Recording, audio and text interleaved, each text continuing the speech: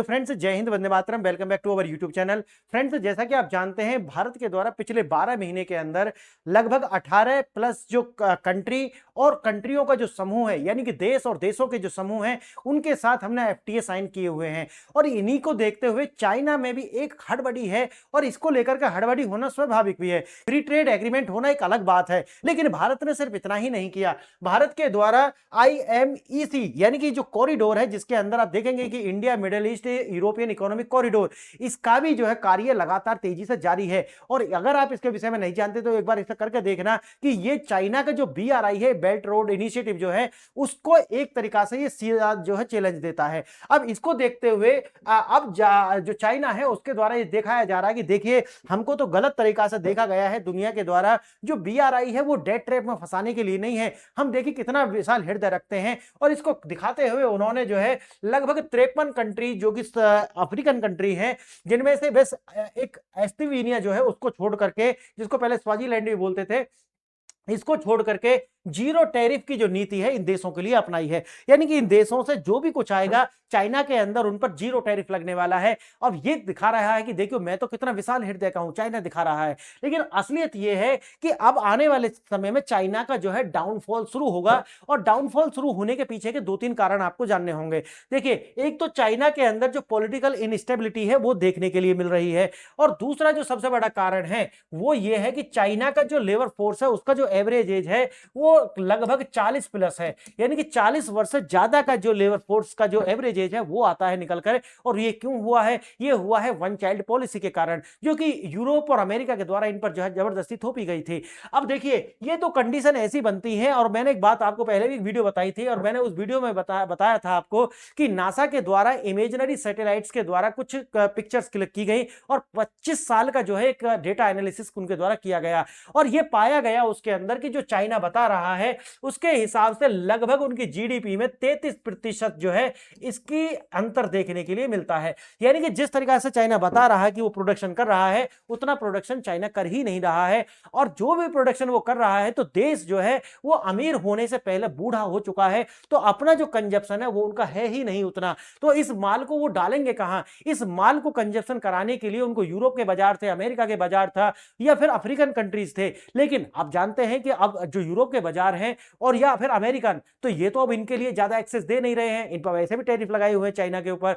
लेकिन अब इनके लिए बचता है पूरा का पूरा जो है वो अफ्रीकन नेशंस। अब उसको देखते हुए इन्होंने सोचा कि ऐसे में फायदा उठा लेते हैं, विशाल हृदय भी हो जाएगा, और साथ ही साथ जो है अपना एक एक्सपोर्ट्स के लिए क्या बन जाएगा, एक स्थान भी बन जाएगा। और ये आप जानते हैं कि जब चाइना ये कार्य करता है तो उसकी नजर होती है कि वहां के पोर्ट्स जो होते हैं, यानी कि स्ट्रेटेजिक लोकेशन जो उस कंट्री की होती है, उन पर उनका ध्यान होता है। और यही देखते हुए देखेंगे आगे आपको किस तरीके से जो जिबूती है, जिबूती के अंदर चाइना के द्वारा अपना जो बेस है उसको डेवलप किया गया, और उसी से और ज्यादा एक्सेस बनाने के लिए चाइना के द्वारा इन देशों से जो है ये जो संबंध है ये इस तरीका के बनाए जा रहे हैं। देखते हैं आगे क्या है इसके अंदर।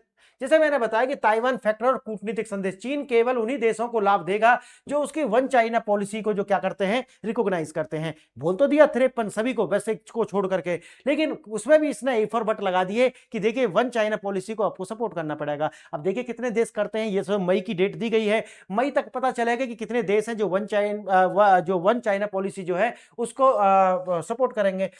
पश्चिमी देशों के विरुद्ध एक भरोसेमंद विकल्प, खुद को अमेरिका और यूरोप के मुकाबले जो है ज्यादा आकर्षक दिखाने के लिए और ज्यादा विशाल हृदय दिखाने के लिए ऐसा जो कार्य है ये किया गया है कि देखिए भारत और या फिर पश्चिम के जो देश है वो मेरी बराबर कहां दिल के बड़े लोग हैं, ऐसा चाइना दिखाना चाहता है। लेकिन असलियत इनकी कुछ और है। असलियत यही है कि इनका कार्य होता है, जाएंगे पहले उस देश के अंदर, इनकी प्राइवेट कंपनी बन करके जाएंगे, वो वहां पर जाएंगे और उस देश को जो है डेट देंगे। जब वो डेट में फंस जाएंगे, विशेष साइकिल बन जाएगी, तो फिर उनकी जो स्ट्रेटेजिक लोकेशन है उनको क्या करेंगे, लीज पे ले लेंगे, और फिर उस देश के अंदर सर्वेलेंस शुरू कर देंगे। तो एक तरीका से कॉलोनी जैसे बनाई जाती थी ना ईस्ट इंडिया कंपनी के द्वारा, चाइना का सेम वही मॉडल था। लेकिन ये मॉडल चल नहीं सकता आगे। क्यों? कारण यह कि जल्दी से एक्सपोज हो गई है दुनिया, पहले ही ईस्ट इंडिया कंपनी को देख चुकी थी, तो चाइना को जो है पहले ही पहचान चुके हैं। और दूसरा रीजन है उनका अपना ही घर से निकल करके आता है पॉलिटिकल इनस्टेबिलिटी, और साथ ही साथ में जो लेबर फोर्स है उसकी एज ज्यादा होना, बूढ़े हो जाना, और इकोनॉमी में स्लो डाउन आना। चाइना कहता है कि 5% की दर से हमारी जीडीपी बढ़ रही है, लेकिन आंकड़े दिखाते हैं -2% के आसपास जो है इनका डिक्लाइन शुरू हो चुका है। इसीलिए ये सारी की सारी एक कहानी है, इससे ज्यादा कुछ नहीं। देखिए महत्वपूर्ण खनिजों तक चीन जो है अपनी बढ़त बनाना चाहता है, ये है असली उद्देश्य है।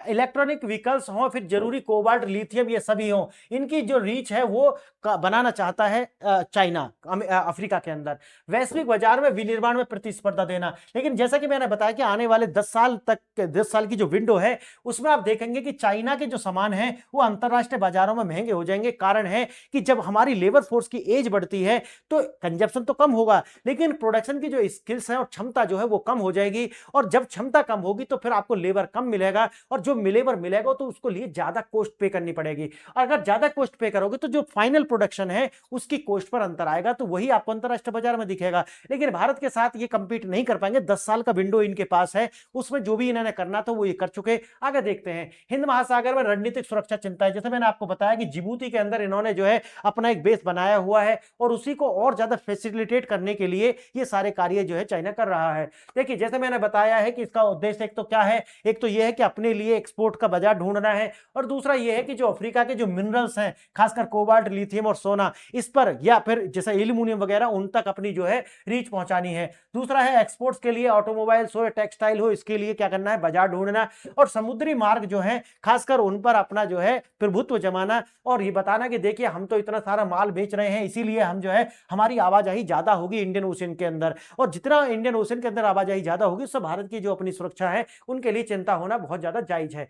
देखिए, अपना ज्ञान परखने के लिए आपको 2 प्रश्नों पर विचार करने होंगे, और ये जो 2 प्रश्न हैं आपकी अपनी नॉलेज, आपका अपना जो नॉलेज बेस है उसको चेक करने वाले हैं, और आपकी जो मेमोरी टेस्ट है वो भी हो जाएगा, और एग्जाम अगर आप दे रहे हैं तो उसके लिए तो है ही महत्वपूर्ण।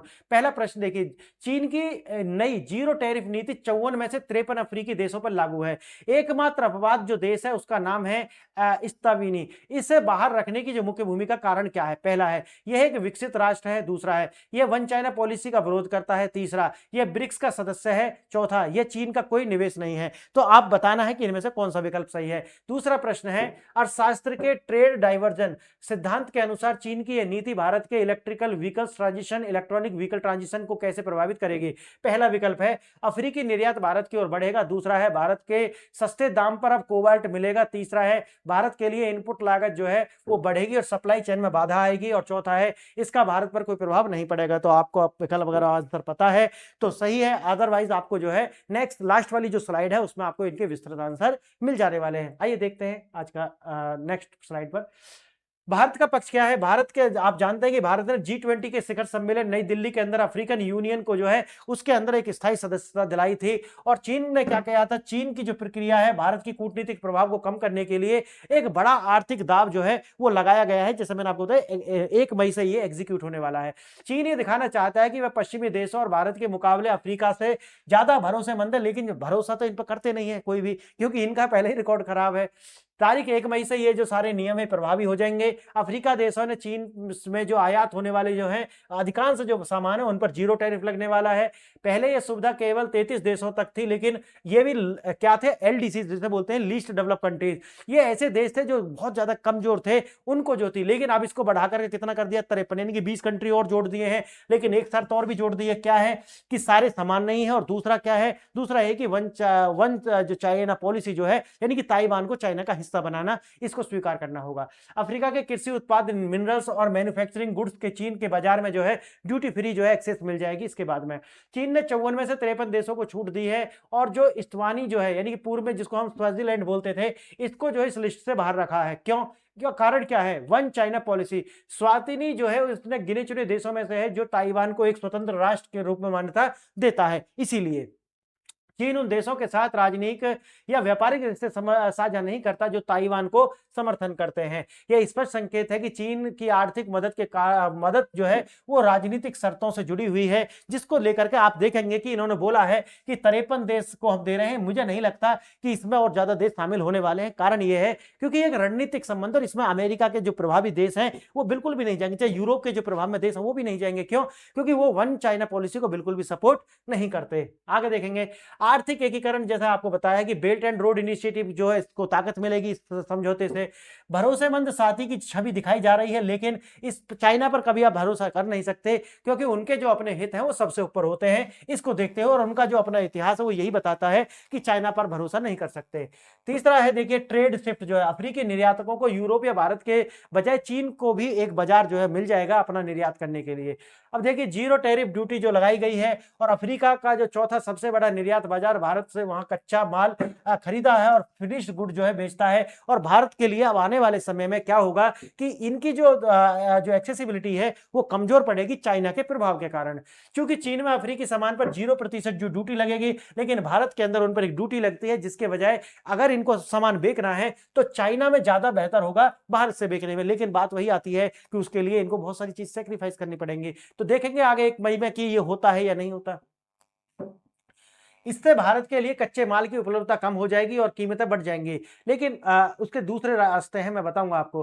कोबाल्ट हो, जो कि डेमोक्रेटिक रिपब्लिक डीआरसी में मिलता है, और ये इलेक्ट्रिकल बैटरी बनाने के लिए ज्यादा उपयोगी है। लिथियम है, जो जिम्बाब्वे और नामीबिया में मिलता है, ये भी भारत के लिए बहुत महत्वपूर्ण है। और नाइजीरिया और अंगोला के अंदर जो क्रूड ऑयल है, ये भी भारत के लिए महत्वपूर्ण है। लेकिन अगर इसकी एक्सेस जो है चाइना के अंदर ऐसी हो जाएगी तो आने वाले समय में थोड़ी सी समस्या क्रिएट हो सकती है। चीन इस नीति के जरिए लॉन्ग टर्म सप्लाई कॉन्ट्रैक्ट जो है सुरक्षित कर लेगा। भारत का जो इलेक्ट्रिकल व्हीकल मैन्युफैक्चरिंग और सेमीकंडक्टर इकोसिस्टम है, इसकी जो खनिज निर्भरता है, इसको थोड़ा सा जो प्रीमियम प्राइस की ओर जाना पड़ेगा, थोड़े महंगे हो जाएंगे। लेकिन मेरा मानना है कि ये स्ट्रेटेजिक गुड्स होती हैं, इन पर प्राइस का ज्यादा प्रभाव नहीं पड़ता है। लेकिन हाँ, बात तो है कि भाई कंपटीशन अगर होगा मार्केट में तो एक और आपको देखने के लिए जरूर मिल सकता है। अब बात आता है चाइना के लिए कच्चा माल जो है वो सस्ता हो जाएगा, कम उत्पादन यानी कि लो कॉस्ट जो होने वाली है, और डंपिंग का जो खतरा है वो तो होने ही होने वाला है, ये भी आपको देखना पड़ेगा।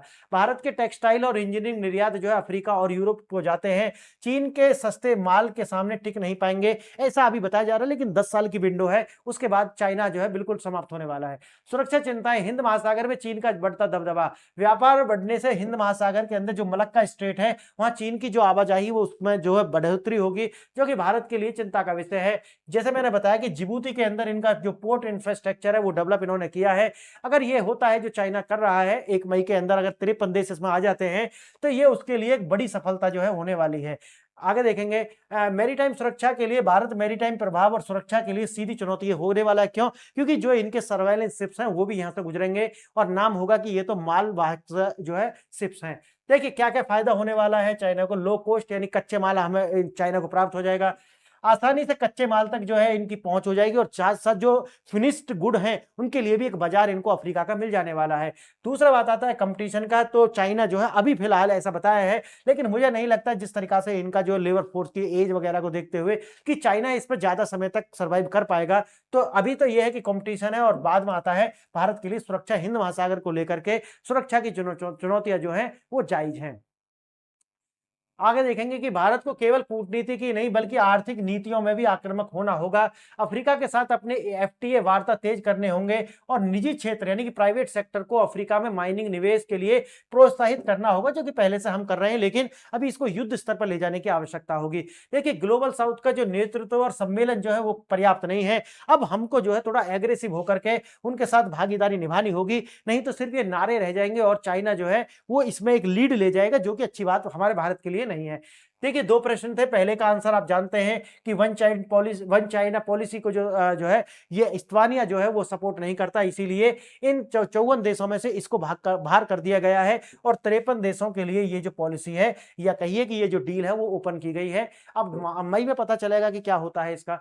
देखिए, दूसरा जो प्रश्न है उसका आंसर सी है, और इनका यह है कि इनपुट लागत में वृद्धि, अफ्रीकी कच्चे माल चीन की डाइवर्ट होगा, जिससे भारत के लिए जो सप्लाई है वो कम होगी, और हो सकता है कि भारत के अंदर बनने वाला जो प्रोडक्शन होगा इसका वो रॉ मटेरियल ना पर्याप्त होने की वजह से महंगे हो सकते हैं। तो यही थे फ्रेंड्स, आपको अच्छा लगा है वीडियो तो चैनल को सब्सक्राइब कर लें, टेलीग्राम से जुड़ जाएं और व्हाट्सएप से जुड़ जाएं, और लास्ट नॉट द लीस्ट, आप मेरी ऐप है पीआरएस ऑफिशियल, ये जो ऐप है इस पर जाकर के आप डाउनलोड कर लें इसको। ये iOS और आपको एंड्रॉइड दोनों पर उपलब्ध है।